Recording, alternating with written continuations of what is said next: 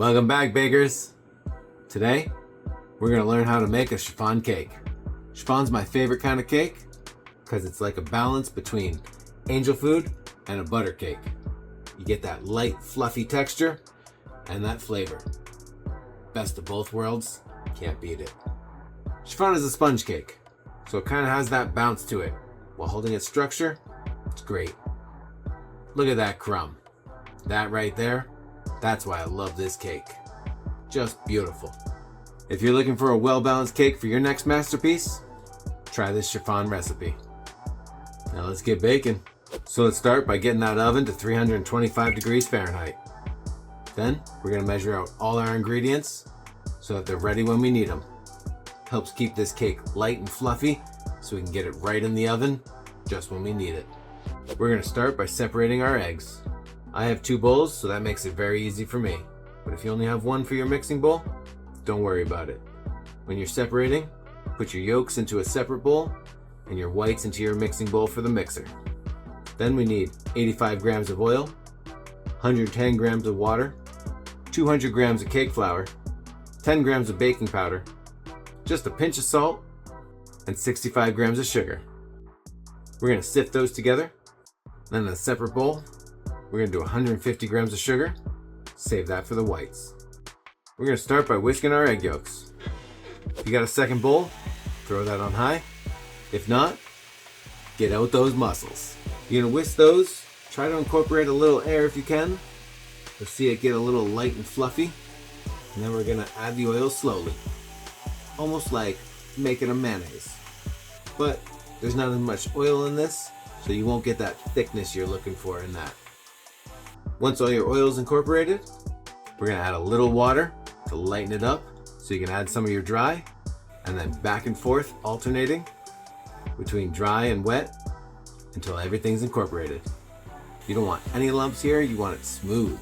And once it is smooth, you can set it aside. If you whisk this on your mixing bowl, you're gonna wanna clean that whisk really well, because any fats will hinder the whipping of the egg whites. So once that's clean, get your egg whites on there and whip them up to soft peaks.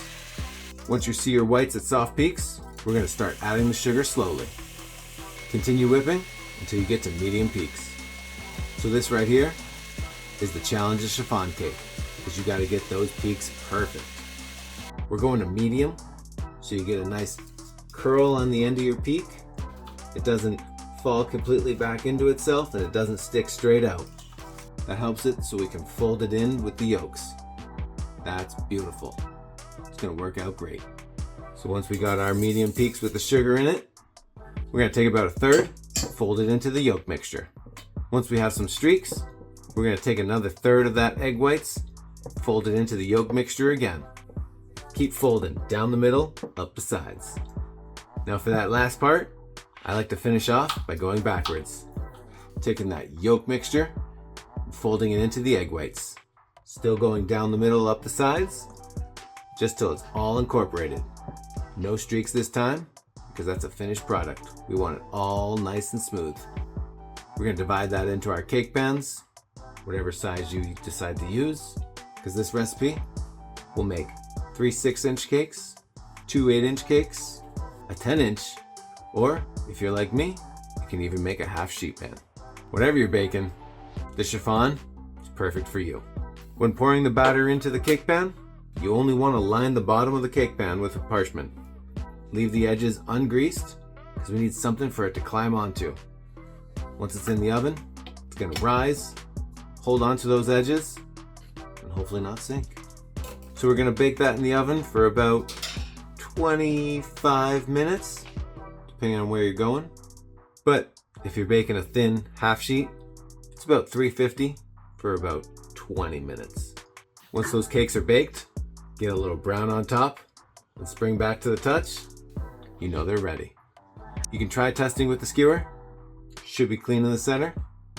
Also ready. Once they're done, time to pull them out, put them onto a cooling rack. Some people like to invert it onto a cooling rack so that it doesn't sink. I've never had a problem either way, because this recipe is amazing. Once they've cooled completely, time to unmold them. You're gonna need a paring knife, slide it in the side of the cake, slightly tilt the back of the knife so that the point is facing towards the pan, and you can scrape along the edges. You don't want to damage the cake here because we just spent so much time on making this thing amazing. Twist the cake pan so you get all the way around, and with that parchment on bottom, it should slide right out. Look how beautiful that is. And there you have it. Light, fluffy, and delicious. This cake is great on its own, or if you prefer, a little frosting, maybe some filling. You do you. Today, we're just dusting it with some powdered sugar and eating it as is. Hey guys, thanks for watching. Hope you enjoyed this tutorial on chiffon cake, because it's definitely my favorite cake, and hopefully it'll be yours soon too. If you make one yourself, let me know. Leave a comment below. Show me a picture. It'll be great. What'd you fill it with? How'd you flavor it? Oh, I really want to know actually.